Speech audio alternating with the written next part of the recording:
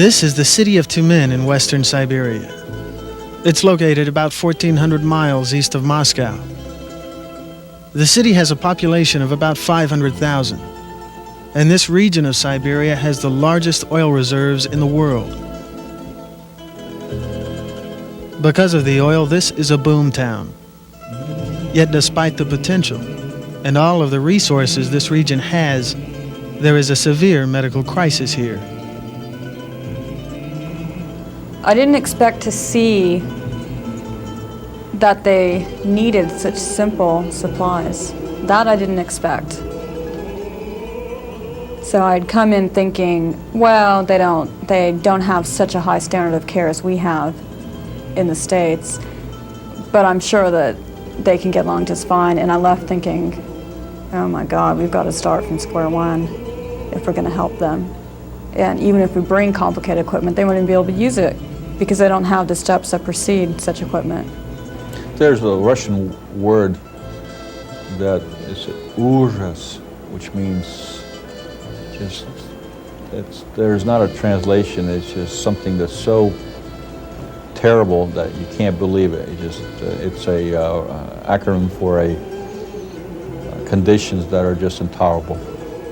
I had a little problem in the beginning thinking that we were going to gather all this material and bring a medical team to Russia while Houston and the inner city is in such need.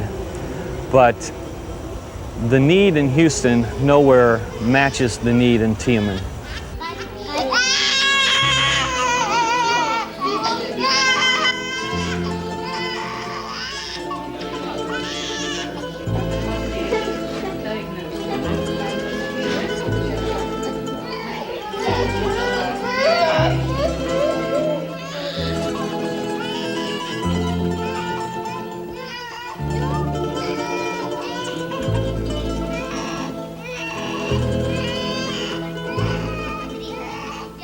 The shortage of even basic medical supplies is so severe here that doctors are forced to reuse disposable items like bandages, surgical gloves, even hypodermic needles.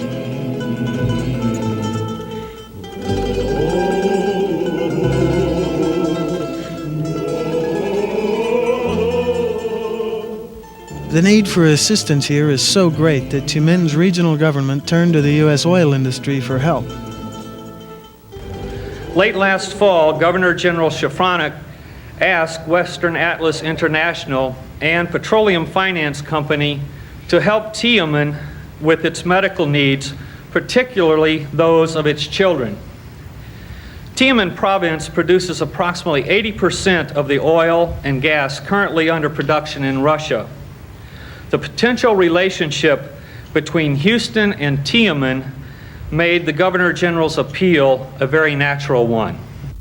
So I met with the Governor Shafranik, Yuri Shafranik, with Kuryanov in the latter part of last year to discuss possibilities of what their needs were, whether we could somehow address this issue. He pretty well gave us that the go-ahead to see if he could. He would back us 100% with his people.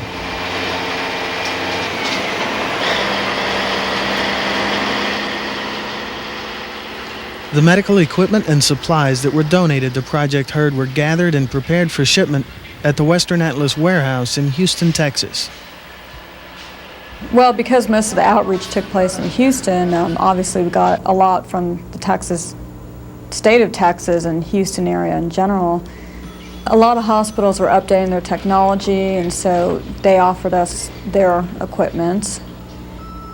We had some pharmaceutical companies such as Johnson & Johnson, Perrigo from Michigan, Technol Surgical Supplies. They all donated things like surgical masks. We had bins, literally bins of aspirin and ibuprofen come from Perrigo. Johnson & Johnson donated Huggies diapers and cough medicine, cold medicine. We had cold and flu packets and all sorts of simple medications that anyone could use. We have some friends at Petroleum Finance Company who have a lot of military connections, and they said, well, we can get you guys a plane to carry your supplies, whether they're medical shipments or food shipments. And then we went to Texas Children's Hospital for medical advice and to organize a group of doctors that would accompany the medical shipment to make sure it got installed properly and talk to the doctors and help them out with any advice they could in the span of 1 or 2 weeks.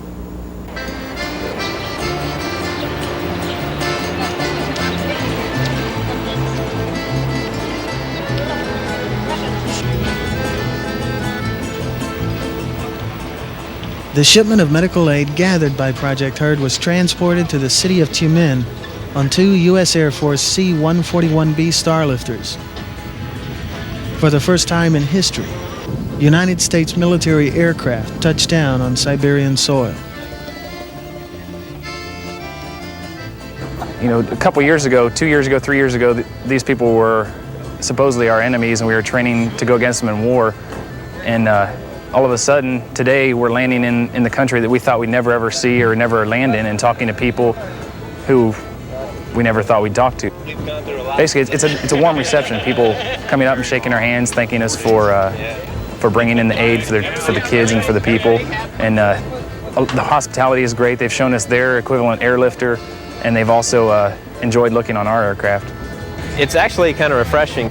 We did a lot of Desert Storm stuff, you know, and you're hauling anything down there from cookies to bombs. And this is kind of neat because we hear that all the medical stuff is going to the children and stuff in the area. And, you know, there's like 2 tons of aspirin and all sorts of things. So it's kind of refreshing to do something new like this and get to come somewhere where you've never been before. It's neat to see so many Americans here, I guess, the doctors and everything, you know. It's kind of fun because they're all excited about it and everything, and seeing how, you know, things are, they can't unload us in the normal fashion. You know, usually have forklifts and payloaders and stuff, so it's interesting to see all the older vehicles and everything, and they're hand loading these trucks, and it's must be a pretty big deal for them because they seem really excited. I will never forget standing on the runway of a Russian airport next to 2 U.S. Air Force cargo jets unloading 48 tons of supplies and medical equipment, standing next to an American Air Force flight crew talking with them about their experience, and looking across the airport at several dozen Russian cargo jets and passenger jets, thinking how unlikely, if not impossible, this scene would have been 5 years ago or 2 years ago. I never in my life thought that I would have any experience like that, and I'll certainly never forget it. Members of the Project HERD physician team visited the different hospitals that would be receiving the aid. I'd be there exactly at 3 o'clock. If I can get there around 3 o'clock, maybe a little after would be okay.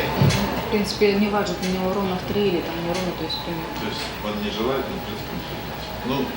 This is the only room then where the mothers recover from surgery. Здесь это единственная комната, где вот хирургическое делают. The thing that surprised me and I didn't expect is I was suddenly whisked away from my tour to go see a huge line of patients who had heard an American doctor was here and just wanted to be seen by the American doctor. And when I asked what I really am supposed to do, because you can't really do a consultation in 5 minutes, it was just explained to me that these families just really wanted to have an American doctor touch their child and I think reassure them that maybe some of the right things at least were being done for their kids. So we did that, you know, and you touched the children, you examined them, you said the exam was all right when it was, and that made the families happy and they left. Well, the section that I started off at today was the Regional General Hospital. Is a hospital to which children are referred, and I went up to the section that served children with neurologic problems. And a real common problem, in the experience that I've had, a real common problem is what's termed cerebral palsy. And certainly we have children in the United States which have similar problems, Most of them have to do with a neurologic insult around the time of birth, usually related to hypoxia or not enough oxygen to the brain. The manifestations of that are seizures, developmental delay or mental retardation, and spasticity of their arms and legs so that they're real tight. And if there's any one thing I've seen the most of, I saw that. And I was interested in seeing them because I'd seen so many in the outpatient clinic. I wanted to see some in the inpatient service to see if there was any different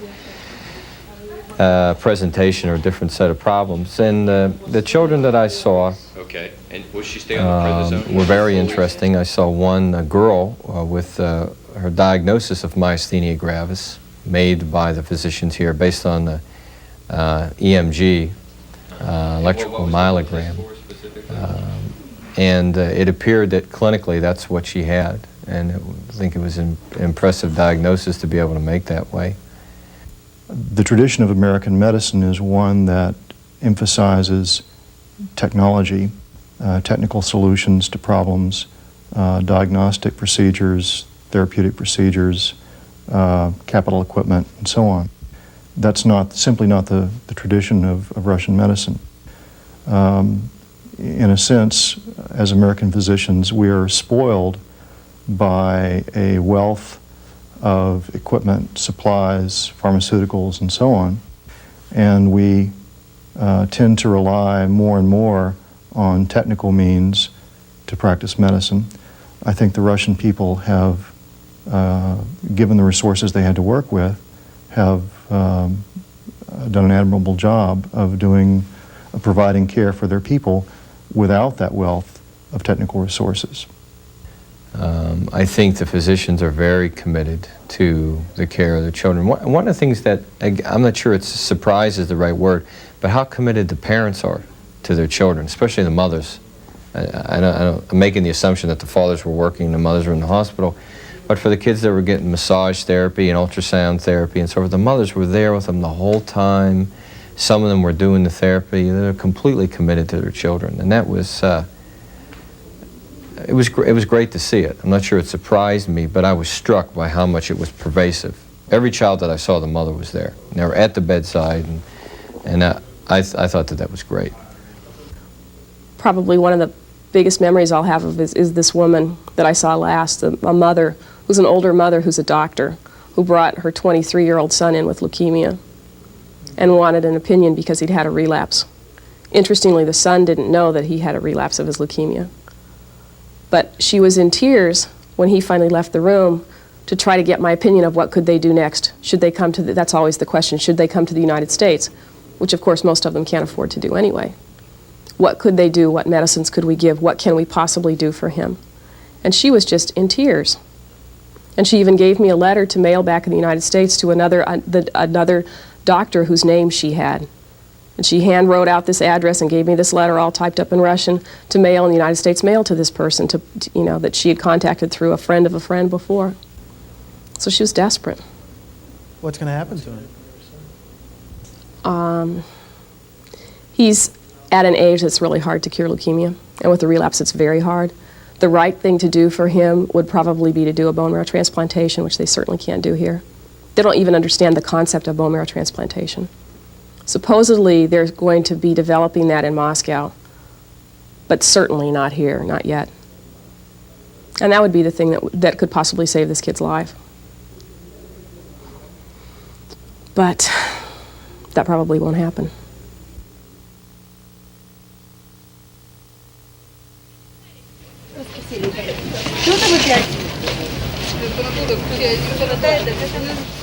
The medical aid was divided among the different hospitals based on the information gathered by the doctors during their visits.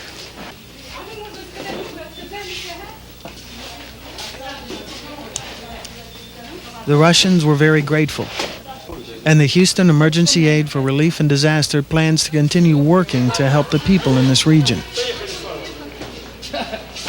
I saw this as a real opportunity to get to know some people that I had never believed I would ever get to know. I was in the Navy in Vietnam, and the Russians certainly were not our friends in that period of my life. And it's been very gratifying to come here, meet the people, get to know them, and develop friendships with people that I never thought I'd have friendships with. I certainly am going to appreciate the things I take for granted a little bit more. That's certainly going to have an impact on me. I realize I have a lot of things that I take for granted, so. Probably, I really truly think the sincerity and the gratefulness of the people for us to come here. And while it wasn't necessarily the physicians at the hospital, it's the other people. It's, for example, the patients. And the patients lining up to see a doctor from the U.S. I was amazed, I was flabbergasted, and it sounds like that happened uniformly everywhere, and I think that they're very grateful to have any help from anybody. And while some of the doctors aren't really ready to say, yes, we'd like to accept some help, the people really are ready to say, let's accept some help. So I think that's probably it. They want anything we can do for them. If one good thing can come out of the difficulty that this country has faced during the last couple of years, it is that we've now been brought together, now seen each other, met each other, spent time with each other, talked with each other. And I think we've discovered that we're not so very different after all. And I hope that that, if nothing else, can be one lasting benefit to come from this mission and others like it, to discover that we're not so very different.